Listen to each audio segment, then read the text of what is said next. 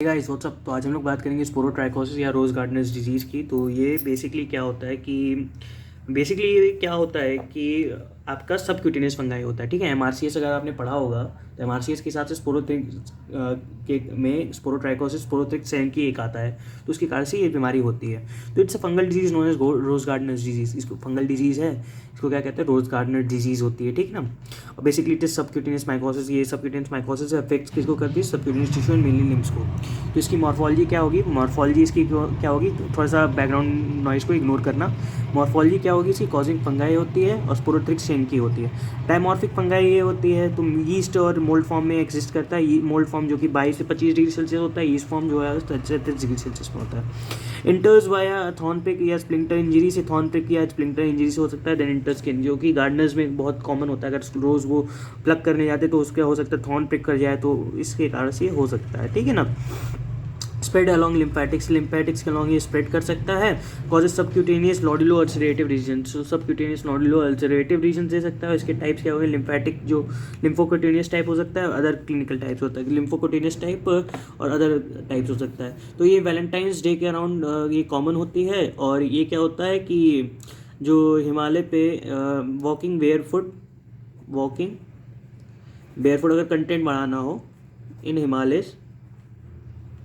हिमालय ये हो सकती है। ठीक है ना।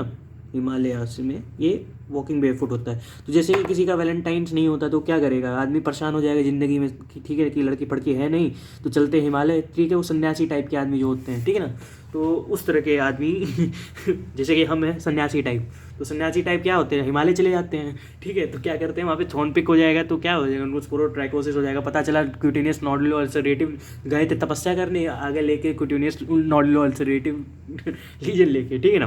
तो ये तो एक खैर मजाक की बात रही। तो नेक्स्ट बात करते हैं इसके लैब डायग्नोसिस की। तो इसका लैब डायग्नोसिस कैसे बनाएंगे, ठीक है ना।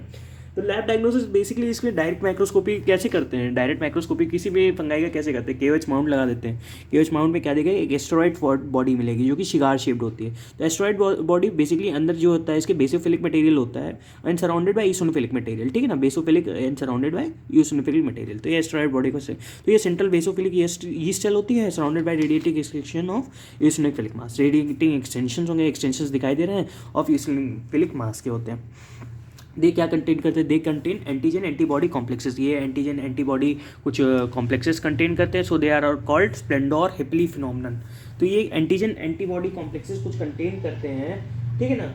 तो ये कुछ एंटीजन एंटीबॉडी कॉम्प्लेक्सेस कंटेन करते हैं, तो इसी के कारण से इसको क्या कहते हैं, स्प्लेंडोर हेप्ली फिनोमिनन कहते हैं। स्प्लेंडोर हेप्ली फिनोमिनन, स्प्लेंड्रॉल हेप्ली फिनोमिनन कहते हैं। ठीक है ना। अगर याद रहता है अच्छी बात है, नहीं याद रहता कोई बात नहीं। तो कल्चर इसका एसडीए पे करेंगे। सेरोलॉजी इसकी क्या क्या एंटीबॉडी डिटेक्शन करा सकते हैं, एंटीजन डिटेक्शन एलाइजा से करा सकते हैं। ठीक है ना। मॉलिकुलर पीसीआर करा सकते हैं, स्किन टेस्ट करा सकते हैं, डिलेड टाइप हाइपरसेंसिटिविटी देगा। ट्रीटमेंट क्या करेंगे, इट्राकिनोजोल से ट्रीटमेंट दे देंगे। तो ये बात रही आपकी रोज़ गार्डनर डिजीज़ की और कह सकते हैं स्पोरोट्राइकोसिस की। तो मिलते हैं आपसे नेक्स्ट वीडियो में, बाय।